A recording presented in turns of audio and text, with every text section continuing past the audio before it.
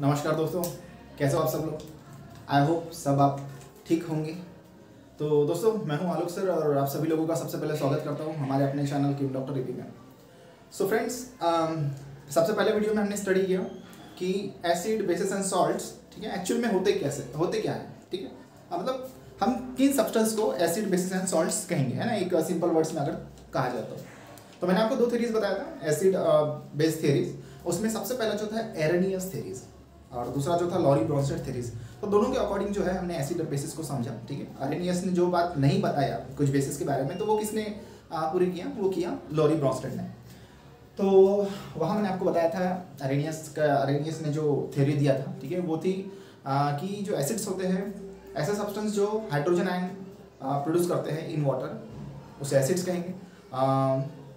जो OH negative ion produce करेंगे, hydroxide ion in water, उसको हम लोग कहेंगे बेसिस अकॉर्डिंग टू एरेनियस। लेकिन लॉरी ब्रॉन्स्टेड ने क्या बताया, लॉरी ब्रॉन्स्टेड ने, देखो, एसिड की डेफिनेशन अगर हम देखें तो जस्ट लाइक, ठीक है, जो एरेनियस ने दिया, बस उसी तरह से, बस उसने जो है तरीका अलग कर दिया। उसका क्या तरीका बताया, प्रोटॉन के फॉर्म में उसको बताया कि एसिड वो सब्सटेंस होंगे जो प्रोटॉन क्या करेंगे, डोनेट करेंगे इन वाटर। लेकिन बेस कौन से होंगे, ये बहुत ज़रूरी बात है, इसको ध्यान में रखना बहुत ज़रूरी है दोस्तों। बेस वो होंगे जो प्रोटॉन को एक्सेप्ट करेंगे, क्या करेंगे, एक्सेप्ट करेंगे प्रोटॉन को। तो ऐसे सब्सटेंस, जैसे कि मैंने आपको बताया अमोनिया, मैंने एक रिएक्शन करके बताया था आपको, ammonia plus HCl, formation of ammonium chloride, ठीक है ना। सो उसमें क्या हुआ, अमोनिया ने H+ यानी कि प्रोटॉन को क्या किया, एक्सेप्ट किया। That's why ammonia is a base, ठीक है ना। वो कैसा है, काम करता है, बेस की तरह काम करता है। इतनी बात तो आपको समझ में आ ही गई होगी। इवन जब अमोनिया वाटर के साथ में भी रिएक्शन करता है तो वो अमोनियम हाइड्रोक्साइड बनाता है, यानी कि NH4OH, वो बनाता है NH4OH। जी हाँ, NH4OH। तो इसमें भी क्या हो गया, वाटर का उसने प्रोटॉन ले लिया H+ और OH-, so it is a base. That's why ammonia act as a base. आई बात समझ में आपको। सो किसी भी एसिड और बेस की एक बात हमेशा ध्यान में रखना, इस चैप्टर में आपको आखिरी तक यही पढ़ना है यार, यही पढ़ना है, यही घसते हुए चलना है अपने को। अगर एक सिंपल वर्ड्स में अगर मैं बात करूँ तो, कि जो भी सब्सटेंस है, अगर हम उसको बताना है कि वो एसिड की तरह काम करेगा या नहीं, बेस की तरह काम करेगा या नहीं, भैया बस वाटर में उसको मिला दो उसको। अगर वाटर में मिलाने के बाद अगर वो H+ देता है, वाह यार वाह, ये तो एसिड हो। और अगर वो OH- दे रहा है, वाह भाई वाह, ये तो बेस हो गया, ठीक है ना। इतना नॉलेज तो आपको है। तो चलिए आगे बढ़ते हैं। आज जो टॉपिक हम लोग डिस्कस करने वाले हैं वो है टाइप एसिड के बारे में, ठीक है। आज मेनली हम लोग एसिड स्टार्ट करेंगे, एसिड्स। तो देखिए एसिड्स क्या है, एक मैं आपको बहुत ही सिंपल तरीके से समझाऊंगा। देखिए, डोंट बी कंफ्यूज, जब तक मैं पढ़ा रहा हूँ बहुत आसानी से आपको समझाऊंगा चीज़ें। सो बने रहिए हमेशा के तरह। तो ये आपने डेली लाइफ में बहुत सारी चीज़ें आप ऐसी खाते हो जो आपको हर किसी का टेस्ट आपको एक अलग अलग लगता है। जैसे कि अगर मैं आपको बोलूँ कि आपने बहुत सारे फ्रूट्स ऐसे खाए हैं या वेजिटेबल्स खाए हैं जो खट्टे लगते हैं। सर खट्टे लगते हैं, हाँ सर बहुत सारे हैं, हम तो डेली लाइफ में खाते हैं, खट्टे लगते हैं। अरे हाँ, तो खट्टे लगते तो है, लेकिन वही मैं आपको बताना चाहता हूँ कि खट्टे लगते हैं इसका मतलब ये है कि जितनी भी चीज़ें आप खाते हो, चाहे फ्रूट्स हो, ठीक है ना, या जो भी हो, अगर वो खट्टा लग रहा है आपको तो समझ जाइएगा कि उसमें क्या प्रेजेंट है, उसमें प्रेजेंट है एसिड। क्या प्रेजेंट है, एसिड। तो ये एसिड की प्रॉपर्टी है दोस्तों, सबसे बेस्ट प्रॉपर्टी या सबसे एकदम सिंपल प्रॉपर्टी। हमको पता लगाना है कि हम जो भी चीज़ खा रहे हैं उसमें एसिड है या नहीं, पता लगाना है। बस एक बात हमेशा ध्यान रखना कि अगर आपको स्वाद खट्टा लग रहा है, समझ जाना कि उसमें क्या प्रेजेंट है, एसिड प्रेजेंट है। जैसे आप नींबू पानी पीते हो, नींबू पानी कैसा लगता है आपको, खट्टा लगता है। नींबू खाते हो, खट्टा लगता है। क्यों खट्टा लगता है वो, वाई, बिकॉज एक तरह का एसिड उसमें प्रेजेंट रहता है, ठीक है ना। एक तरह का क्या रहता है उसमें, एक एसिड प्रेजेंट रहता है जिसको हम लोग कहते हैं साइट्रिक एसिड। क्या कहते हैं, हम लोग सब डिस्कस करेंगे, लेकिन कैसे एक्चुअल क्या हम लोग स्टडी करने वाले हैं, उसको स्टडी करना क्यों ज़रूरी है, किस तरह से उसको एक सिंपल वे से हम लोग समझे, ये बहुत ज़रूरी होता है। डायरेक्ट वहाँ पर लिख दिए, नोट्स निकाल लिए, अरे क्या मतलब है यार, उससे समझ में तो आना चाहिए कि हम जो पढ़ रहे हैं एक परफेक्ट डायरेक्शन तो मिलना चाहिए। हाँ, हम इस तरीके से इसको पढ़ रहे हैं। तो ये तो मैंने आपको बता दिया कि एसिड्स कैसे होते हैं। मतलब कोई भी सब्सटेंस विच आर सोर इन टेस्ट, ठीक है, जो भी सब्सटेंस है सोर इन टेस्ट, सोर यानी कि खट्टा, इन टेस्ट, अगर उनका स्वाद खट्टा अगर आपको मिलता है, या कोई भी चीज़ आप खा रहे हो तो अगर आपको खट्टा स्वाद मिल रहा है, सो वो आप उसको क्या बोलेंगे, वो उसमें क्या प्रेजेंट है, उसमें एसिड प्रेजेंट है। सीधी साफ बात, उसमें क्या प्रेजेंट है, एसिड प्रेजेंट है। क्लियर है बात। तो ये इस तरह से हम लोग समझ सकते हैं। तो एकदम बेसिक फंडा यही है, जो भी चीज़ हमको खट्टी लग रही है समझ जाना उसमें क्या है, एसिड। सबसे पहली बात यही हो गई, ठीक है ना। हाँ। अब हम बात करते हैं टाइप्स ऑफ एसिड की, ठीक है। अब हम डिस्कस करेंगे टाइप्स।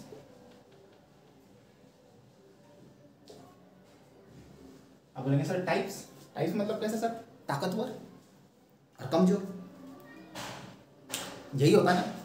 अगर मुझे दो लोगों में कंपैरिजन करना है, दो लोग मेरे पास है, ठीक है, दो लोग आए, कोई नाम क्या आ गया, मान के चलो चिंटू और एक आ गया पिंटू, एक आ गया चिंटू और एक आ गया पिंटू। अब मुझे वो दोनों को देखना है और ऑब्जर्व करना है, तो मैं सबसे पहले क्या बोलूँगा, जैसे मान के चलो दोनों व्यक्ति आ गए चिंटू पिंटू, तो मैं पहले देख के ही बोलूँगा अरे ये तो अच्छा मोटा अट्टा कट्टा है, एक सिंगल हड्डी है। तो दोनों में मैं क्या बोलूँगा सबसे पहले कि मोटा वाला जो हट्टा कट्टा पहलवान है वो सबसे ज़्यादा ताकतवर होगा, और जो सिंगल हड्डी है वो उसको तो ऐसे उठा के पटक देगा, उसको पापड़ बना देगा उसको, है ना। तो क्या हो रहा है यहाँ पर, हमने किसी भी चीज़ को जब देखा, जो भी हम लोग ऑब्जर्व कर रहे हैं, जैसे कि दो लोगों में ऑब्जर्व किया, हमने बोला ये बहुत ताकतवर है और ये कमज़ोर है, वीक है। उसी तरह से दोस्तों जब हम एसिड्स की बात करते हैं, टाइप ऑफ एसिड्स की बात करते हैं, यहाँ पर भी हम लोग इसी तरह से मतलब स्ट्रेंथ के बारे में बात करते हैं कि कुछ एसिड्स ऐसे होते हैं जो मतलब वीक होते हैं, दे आर वीक एसिड्स, ठीक है। हम उसके बारे में आगे डिस्कस करेंगे कि स्ट्रॉन्ग और वीक कैसे होते हैं, किनको कहते हैं हम लोग। अभी जो हम लोग डिस्कस करने वाले हैं दो टाइप यहाँ पर, सबसे पहला हमारे पास में ऑर्गेनिक एसिड्स, और दूसरा जो है दोस्तों वो है मिनरल एसिड्स।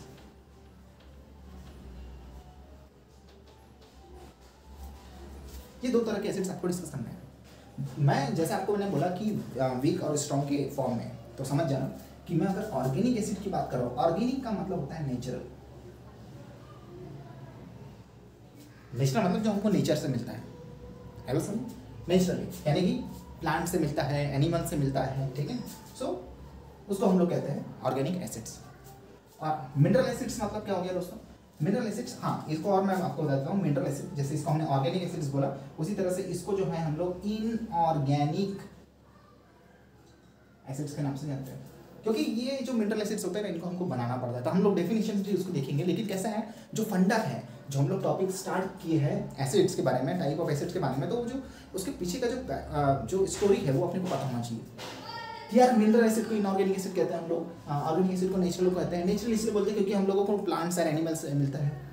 मिनरल एसिड इसलिए बोलते हैं क्योंकि वो हमको वो इनऑर्गेनिक एसिड है, मतलब उसको बनाया गया है, उसको प्रिपेयर किया गया है लेबोरेटरी में, ठीक है।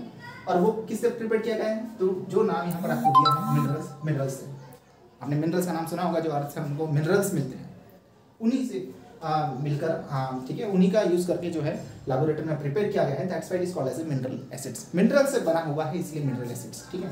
और ऑर्गेनिक की बोलते हैं, जैसे हम लोग बोलते हैं ना ऑर्गेनिक खेती, नहीं प्राकृतिक, ठीक है ना। तो चलिए समझते हैं इसको और अच्छे तरीके से। तो डेफिनेशन कैसे होगी भाई इसकी, ठीक है।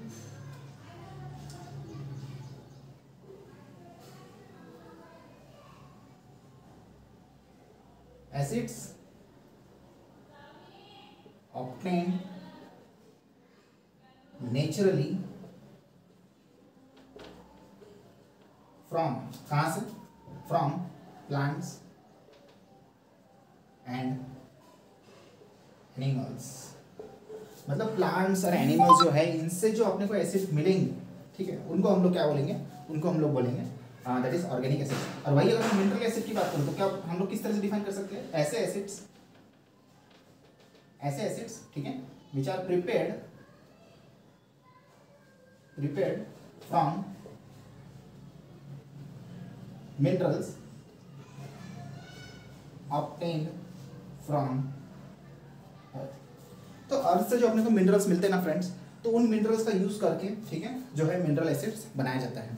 और अगर मैं बात करूँ यहीं पे मैं आपको चीज़ें समझा देता हूँ, ठीक है। आगे हम लोग इसको डिस्कस करेंगे कि कौन से स्ट्रॉन्ग होते हैं, कौन से वीक होते हैं, ठीक है, बात करेंगे उसके बारे में। सो देखिए कुछ एग्जांपल्स यहाँ पर हम लोग ले लेते हैं, ठीक है। तो एग्जांपल्स के पहले मैं आपको समझा देता हूँ कि कौन से वीक होते हैं, कौन से स्ट्रॉन्ग होते हैं। अगर मैं बात करूँ स्ट्रेंथ की, मैं स्ट्रेंथ की बात करूँ तो दोस्तों ये जो हम होते हैं हमारे, ये होते हैं वीक एसिड्स। क्या होते हैं वीक एसिड्स? वीक एसिड्स देखो मैं आपको बताऊंगा क्यों ये वीक एसिड्स हम इनको कहते हैं, क्योंकि आप देख सकते हो कि ये जो एसिड्स होते हैं, ठीक है ना, ये हम लोग डेली लाइफ में यूज़ करते हैं किस काम के लिए, खाने के लिए हम लोग खाते हैं पीते हैं, है ना। जैसे कि फॉर एग्जांपल, जैसे कि आपके पास में है साइट्रिक एसिड, कहाँ से मिलेगा आपको, लेमन, या फिर आप कह सकते हैं साइट्रस फ्रूट्स, ठीक है ना, ये हो गया, ठीक है। लैक्टिक एसिड कहाँ से मिलेगा मेरे भाई, ये मिलेगा आपको कर्ड, या आप कह सकते हैं मिल्क, ठीक है ना। टार्टरिक एसिड, ये सब टाइप है एसिड्स के अंदर। ऑर्गेनिक एसिड्स में बहुत सारे एग्जांपल्स आते हैं, ठीक है। जैसे साइट्रिक एसिड कहाँ में रहता है, लेमन में रहता है। लैक्टिक एसिड कहाँ में रहता है, कर्ड, मिल्क में। टार्टरिक एसिड कहाँ में रहता है, आपने खाया होगा, बहुत ही खट्टा खट्टा मजेदार एकदम, दैट इज टैमरिंड, इमली, है ना, एकदम मजा आ जाता है खाने में। और अनरिब्ड ग्रेप्स, अंगूर, है ना, लंगूर के हाथ में अंगूर। तो अंगूर जो होते हैं खट्टे अंगूर, उसमें भी क्या रहता है, टार्टरिक एसिड रहता है। और भी बहुत सारे हैं, जैसे कि ये हो गया हमारा। और जैसे हम लोग बात कर लेते हैं टोमेटो। टोमेटो में कौन सा एसिड प्रेजेंट रहता है फ्रेंड्स, ये रहता है ऑक्सैलिक एसिड। ऑक्सैलिक टोमेटो, टमाटर, बिना टमाटर के तो काम चलता ही नहीं है। मार्केट गया, बिना टमाटर के काम चलता ही नहीं है भैया, 1 किलो टमाटर दो। तो टमाटर में क्या है, उसको थोड़ी नहीं पता है उसमें ऑक्सैलिक एसिड है। आप बोलेंगे भैया कौन सा एसिड है इसमें, ऑक्सैलिक एसिड है क्या नहीं, पहले 2 खींच के देगा, बोलेगा मैं क्या केमिस्ट्री पढ़ा रहा हूँ क्या, केमिस्ट्री की लैबोरेटरी में आया हो जो मुझे पूछ रहे हो कि ऑक्सैलिक एसिड है या नहीं है करके। वो तुम्हारा काम है, क्योंकि आप पढ़ रहे हो, आप स्टूडेंट हो, तो आपको पता रखना है कि टोमेटो में कौन सा एसिड रहता है, ऑक्सैलिक एसिड रहता है। तो ऐसे और भी एग्जाम्पल्स हैं, आई बात समझ में। अगर जैसे मैं एग्जाम्पल की बात करूँ, ठीक है, इसको हम लोग थोड़ा अलग से स्टडी करेंगे। और भी एग्जाम्पल की बात करूँ, जैसे कि अगर मैं प्लांट्स की बात करता हूँ, ठीक है, प्लांट्स की बात करता हूँ, ठीक है। सो ये हो गया, हमको फ्रूट से मिल गया, प्लांट्स हो गए, ठीक है ना। प्लांट्स की अगर मैं बात करता हूँ, एक नेटल प्लांट होता है। एक्चुअली ये नेटल प्लांट कैसा होता है, जैसे अगर आप जंगल में गए हो, ये तो मुझे नहीं पता, लेकिन जंगल में कुछ ऐसे पेड़ होते हैं बहुत टॉल होते हैं, बहुत ऊंचे होते हैं, और उसमें ना क्या होती है, न्यूक्ली उसकी जो एकदम शार्प उसकी लीव्स होती है। यस, उसकी शार्प क्या होती है, लीव्स होती है, ठीक है।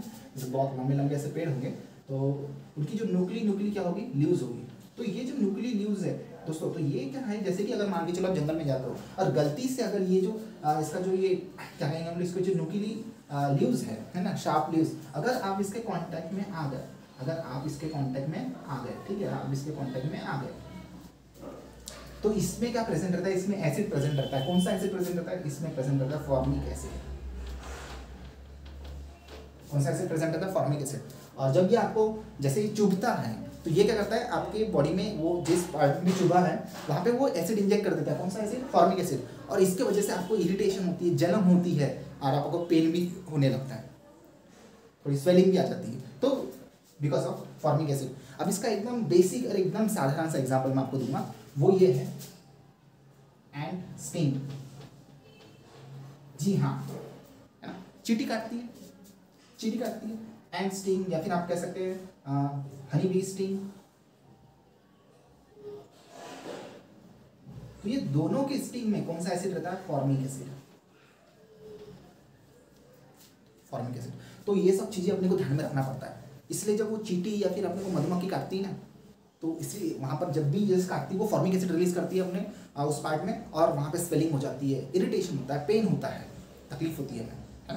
सो इस तरह से ये जो है हम ऑर्गेनिक एसिड्स के बारे में स्टडी करते हैं। और ये ऑर्गेनिक एसिड डेंजरस क्यों नहीं है हमारे लिए, why they are not harmful, because they can be eat, they can be drink. हम इन्हें क्या कर सकते हैं, यहीं पे मैं लिख देता हूँ यहाँ पर, क्लियर। हम इसे क्या कर सकते हैं, it can be drink, drinkable, edible. ये खाने योग्य है, ये पीने योग्य है, तो these are not harmful for human body, that's why it is safe to us. और हम इसका यूज करते हैं, जैसे कि फॉर्मिक एसिड जैसे अपने बॉडी में रिलीज कर दिया, तो मर जाते हैं हम लोग, या वहाँ पर जो पार्ट है वो मतलब जल जाता है क्या, या खराब हो जाता है, नहीं, कुछ समय के बाद में क्या हो जाता है, वो ठीक हो जाता है। आई बस समझ में। तो ये ध्यान में रखिए ऑर्गेनिक एसिड के बारे में। अब थोड़ा सा हम लोग डिस्कस कर लेते हैं मिनरल एसिड के बारे में। ज़्यादा लंबा वीडियो नहीं बनाएंगे, ठीक है, टॉपिक को हर दिन थोड़ा डिस्कस करेंगे और अच्छे से समझेंगे, ठीक है ना। और कुछ समझ में ना आए तो बिंदास पूछिए ना भैया, बाद में ये मत बोलना सर मुझे समझा ही नहीं, सर मैं बहन की शादी में गई थी, सर नहीं सर मेरे को ना सर क्या बताऊँ सर, कुछ नहीं बता सकते सर, हाँ मत बता, चल घर जाते हैं। तो मेरे पास नाटक नहीं होना, क्लियर है। तो जब भी अगर आप मेरे पास ही कोई भी टीचर के पास आप जा रहे हो तो आपको एक्सक्यूज़ नहीं देना चाहिए, कोई भी बहाने नहीं बताना चाहिए, आपने ईमानदार रहना चाहिए अपने काम के बारे में। Honesty is very important. तो क्योंकि आपको करना है ना, आपको आगे बढ़ना। तो चलिए बात करते हैं हम लोग मिनरल एसिड की। मिनरल एसिड में एग्जांपल्स मैं आपको देना चाहूँगा, जैसे कि हमारे पास में है H2SO4, HNO3, HCl। So these are the organic acid, sorry mineral acid, ठीक है। दीज आर वेरी स्ट्रॉन्ग, ठीक है। ये कैसे होते हैं? ये स्ट्रॉन्ग होते हैं and these are dangerous. Why dangerous? Because they are harmful. They are harmful. है बस समझो, ये they are harmful। लेकिन harmful कब है? ये कंडीशन क्या होना चाहिए? When concentrated। कॉन्सेंट्रेटेड का मतलब होता है जब इनका जो अमाउंट है, ठीक है। एक्चुअली देखा जाए तो ये जितने भी एसिड्स की हम लोग बात करते हैं, ठीक है ना, ये एक्चुअली इनका गैसेस फॉर्म रहता है, उसको वाटर में डिसॉल्व किया जाता है, उनका फिर ये फॉर्म रहता है H2SO4, HNO3 और HCl। मैंने आपको HCl का बताया था, वो गैसेस स्टेट में, लेकिन उसको डिसॉल्व करके देता है वाटर में। तो जितना ज़्यादा अमाउंट रहेगा डिसॉल्व वाटर में, तो उतना ज़्यादा वो कॉन्सेंट्रेटेड रहेगा। आई बात समझे? उतना ही ज़्यादा वो हमारे लिए डेंजरस और उतना ही ज़्यादा हमारे लिए हार्मफुल रहेगा। आई बात समझे? इसलिए हम लोग कहते हैं कब वो हमारे लिए मतलब हार्मफुल है या कब डेंजरस है? When it is concentrated. When it is concentrated। इतनी बात समझ में आई है? और ये क्या होता है, जैसे कि मान के चलो आपकी स्किन में, ठीक है, आपकी स्किन में, आपकी स्किन के कॉन्टैक्ट में आ गया, so it can burn your skin. Exactly, ये आपकी स्किन को जला देगा, इतना ये खतरनाक होता है। सो व्हाट हैपन, जैसे आप लोग अगर लैब में काम करते समय यूज़ करते हैं, तो लैब में we dilute it and use. हम उसको डाइल्यूट करते हैं मतलब हम क्या करते हैं, वाटर में मिक्स करते हैं उसको, और वाटर के साथ में मतलब लार्ज अमाउंट ऑफ वाटर में उसको ऐड करते हैं, हम आगे पढ़ेंगे। और उसके बाद हम उसको डाइल्यूट फॉर्म में यूज़ करते हैं, है ना। बस अगर वो एक बार वो डाइल्यूट हो गया तो हमारे लिए वो उतना हार्मफुल नहीं रहेगा। आई बस समझ में? क्योंकि उसकी जो हार्म करने की कैपेसिटी रहती है वो कम हो गई है। आई बस समझ में? क्योंकि वाटर का अमाउंट ज़्यादा है और एसिड का अमाउंट कम है। तो इस तरह से जो होता है, कुछ फैक्ट्स, कुछ एडिशनल इन्फॉर्मेशन ये मैं आपको देते रहता हूँ। तो जब भी आपको पढ़ना है तो एकदम बेसिक से स्टार्ट करना, और जितनी भी पॉइंट मैंने आपको समझाया, मैं आपको हमेशा बोलता हूँ, बार बार नहीं बताऊँगा, कॉपी पेन हमेशा रखना, जो भी बताता हूँ उसको नोट्स प्रिपेयर करना, और कुछ ना समझे तो बिंदास पूछना। तो दोस्तों ये जो था, ठीक है, आज की क्लास में हमने स्टडी किया ऑर्गेनिक एसिड्स और मिनरल एसिड्स के बारे में। अगर आपको वीडियो अच्छा लगा, समझ में आया चीज़ें, आपको लगता है बहुत सारी चीज़ें आपको सीखने मिल रही है और बहुत अच्छे से सीखने मिल रही है, तो दोस्तों आपका भी फ़र्ज़ बनता है कि वीडियो को लाइक कीजिए, शेयर कीजिए ज़्यादा से ज़्यादा अपने दोस्तों के साथ में। और अगर आप नए हैं हमारे चैनल में तो दोस्तों सब्सक्राइब करना ना भूलें। आई बात समझ में? और बेल आइकन को तो ज़रूर क्लिक करना आने वाले वीडियोज़ के अपडेट के लिए, ठीक है। सो दोस्तों आज के वीडियो में इतना ही। जय Hind, thank you so much.